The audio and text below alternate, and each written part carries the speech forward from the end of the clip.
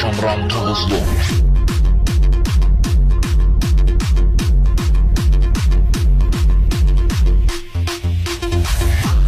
Var pedagog ağzı göğe bakır aya. Yine değil işlerimine zengin edeceğim.